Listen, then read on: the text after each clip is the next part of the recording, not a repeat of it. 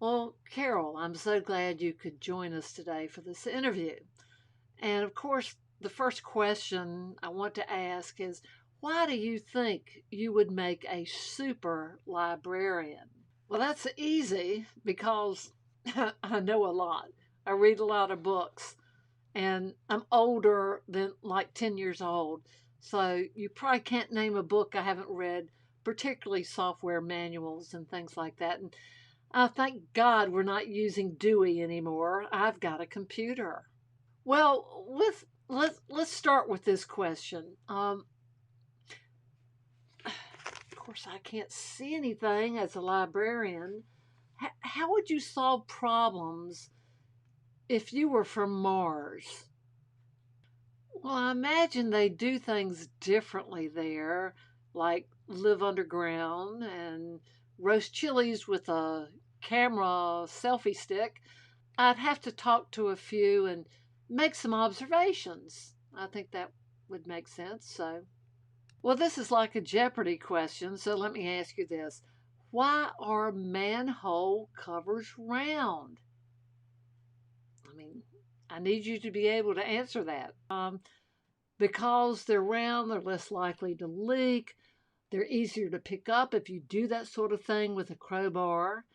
And it fits in with my attitude about life, which is, well, my attitude is that everything that goes around comes around, or what goes around is around. And anyway, round is just good. It's very inclusive. So manholes should always be round. Although, if you've ever tried to pick one up, you absolutely need a crowbar. What's your take on making a video when you do not have a soundproof room? How do you handle that? Well, that's really rather an easy question. I just let the dog bark, and then everybody knows I'm a kind person, and people trust kind people more, don't they? Okay, Carol, if you were a tree, what kind of tree would you be and why?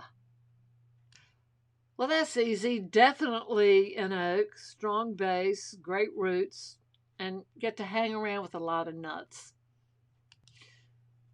So here's a kicker. What is the color of money? Well, of course, that would depend on what country you're in. Actually, I prefer rainbow colored money because that would appeal to everybody, wouldn't it?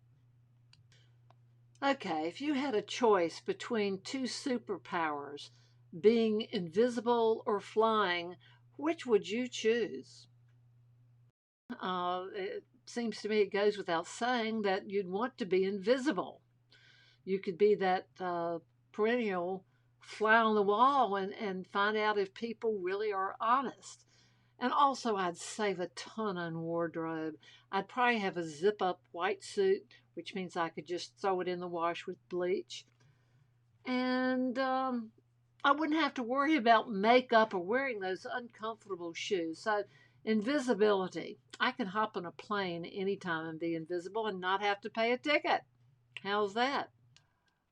Well, we're almost done, but I have to ask you, if you were a Microsoft program, which one would you be?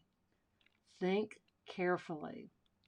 Well, quite frankly, I hope I wouldn't be suicidal, given the strides Apple and Ecamm have made for a MacBook Pro. But honestly, I think I'd be in transition. Would that make me bitexual? Well, finally, what makes you think you'd be right for the job of super librarian? Well, I've spent 23 years rescuing community animals, cats and dogs, in a state which wouldn't let me open a nonprofit. So I'm motivated to recreate my retirement, which, by the way, I spent two of.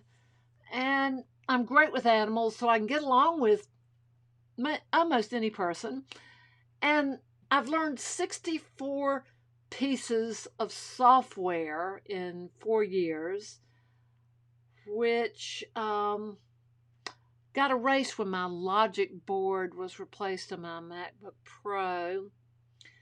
And instead of going ballistic, I just got out a big glass of wine and said a very bad word, poodaddle, and went on.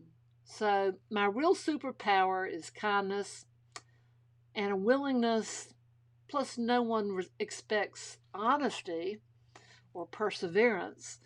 So I've learned to mystify people immediately. So I would make a super librarian. Hire me now. You got 30 seconds.